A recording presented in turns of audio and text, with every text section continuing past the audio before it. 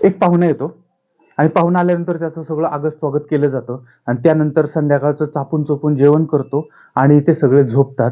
आणि पहाटे पहाटे त्या घरामध्ये पतीला जाग येते आणि तो बघतो की कालपर्यंत जी वडाला फेऱ्या मारत होते ती त्याची बायको आणि काल आलेला पाहुणा, हे दोघंही आपत्तीजनक स्थितीमध्ये तो बघतो आणि त्याच्यानंतर तो पिसाळतो, रागवतो आणि त्या बाजूला एक कोपऱ्यात कुऱ्हाड पडलेली होती, ती कुऱ्हाड उचलतो आणि दे दनादन सुरू करतो. नमस्कार DSD मराठीमध्ये आज आपण चाललेलो आहोत 36 गडला, म्हणजे छत्तीसगडला. आता हे छत्तीसगड जे आहे त्या ठिकाणचं धमतरी नावाचा जो भाग आहे त्या भागामध्ये केरेगाव नावाचं पोलीस स्टेशन आहे. तर त्या पोलीस स्टेशनच्या अंतर्गत येणारं गाव आहे, त्या गावाचं नाव आहे बाजार कुर्री डोह किंवा कुर्री डीह. तर अशा पद्धतीचं ते गाव आहे. आता त्या भागातले अशा पद्धतीची नावं आहेत त्यांची. तर त्या गावामध्ये योगेंद्र सुरी नावाचा एक साधारणपणे एक 38-40 वर्षाचा तरुण राहतो आहे आणि सायकलचं स्टँड वगैरे अशा पद्धतीनं त्याचं किंवा सायकलच्या स्टँडशी संबंधित त्याचा व्यवसाय आहे, त्याच्यातनं त्याला 4 रुपये मिळत आहेत.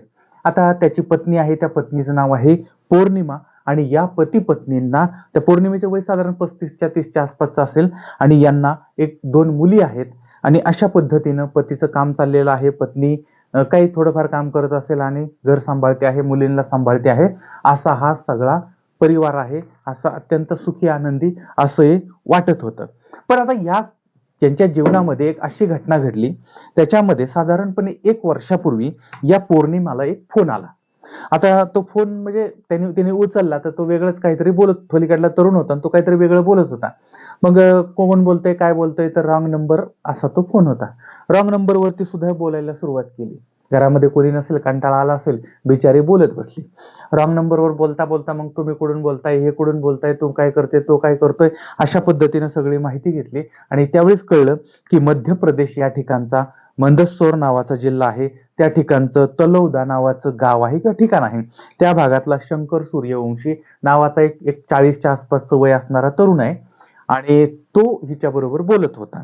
म्हणजे आता फक्त रॉंग नंबरवरती हिच म्हणजे ह्या शंकरचं आणि ही जी योगेंद्रची पत्नी आहे पौर्णिमा आणि शंकर या दोघांच्या मध्ये बोलणं सुरू झालेलं होतं. आणि नंतर मग आता काल बोलणं झालं, त्यांचं ते रॉंग नंबर होता असं तसं. नंतर परत फोन केला, मग काय चाललंय, कसं काय चाललंय असं करत मग हळूहळू मग जेवण झालं का अशा पद्धतीने यांचं बोलणं सुरू झालं. आणि नंतर मग घरातल्या काय अडचणी तिनं सांगायला सुरुवात केली, त्यानं काय प्रॉब्लेम सांगायला सुरुवात केली आणि त्याच्यानंतर मग दोघंही एकमेकांच्या अगदी जिव्हाळ्याचं बोलायला लागले. आणि हळूहळू मग यांच्यामध्ये फोन नंबर तर ऑलरेडी मिळालेलेच होते, त्यानंतर मग काय सोशल मीडिया असेल, बाकीच्या गोष्टी असतील, पण या सगळ्यामधून हे इतके जवळ आले की दोघंही एकदम एकमेकांच्या प्रेमात पडले. आता यांचं प्रेम प्रकरण सुरू झालं. प्रेम प्रकरण सुरू झाल्यानंतर एका बाजूला विचार करा, घरामध्ये पती आहे, 2 मुली आहेत, सुखाचा संसार आहे, असं असतानाही ही महिला जी आहे ती त्याच्या प्रेमात पडली आणि तो 40शीचा आहे.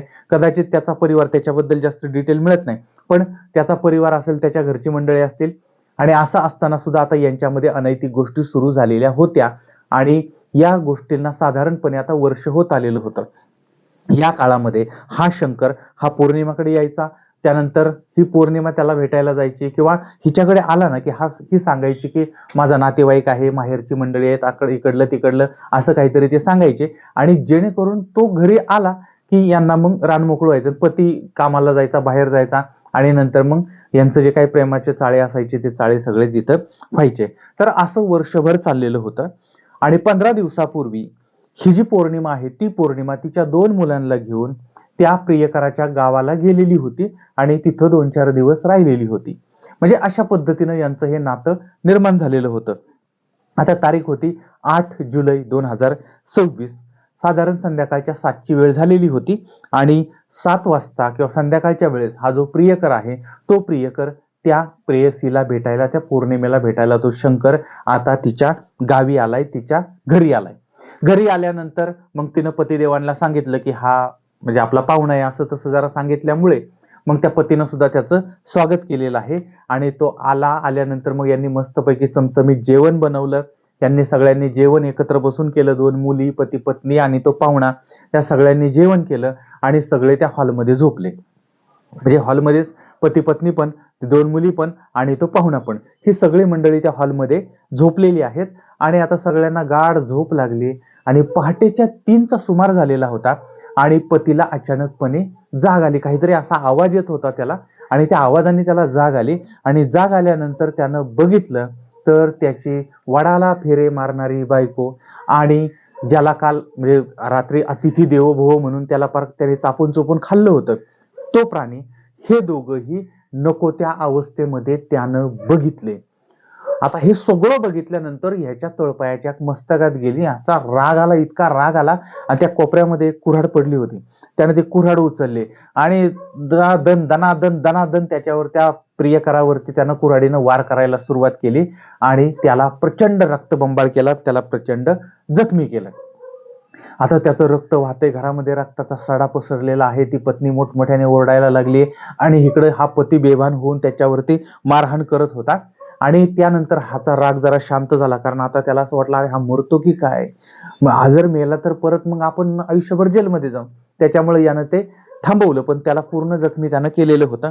त्यानंतर मग आता त्या बायकोनं 108 नंबरला म्हणजे ॲम्ब्युलन्स वगैरे बोलवली आणि त्यानंतर त्या ॲम्ब्युलन्समध्ये त्या प्रियकराला टाकलं. जिल्हा रुग्णालय आहे त्या रुग्णालयामध्ये घेऊन गेले आणि त्या ठिकाणी गेल्यानंतर डॉक्टरने त्याला तपासलं आणि सांगितलं की हा गेलेला आहे.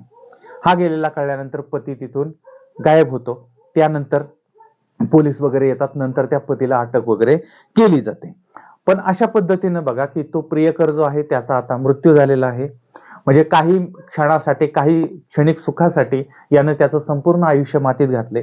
त्यानंतर क्षणाचा आलेला राग, त्या रागामुळे या बाबानं म्हणजे पतीनं स्वतःचं आयुष्य बर्बाद केलं.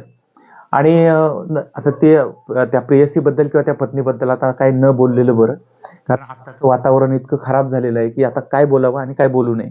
पण एक गोष्ट होते की या सगळ्यांमध्ये 2 तरुण उद्ध्वस्त झाले, पती बर्बाद झाला, तो जेलमध्ये गेला, प्रियकर जो आहे तो तर जीव सोडून गेला.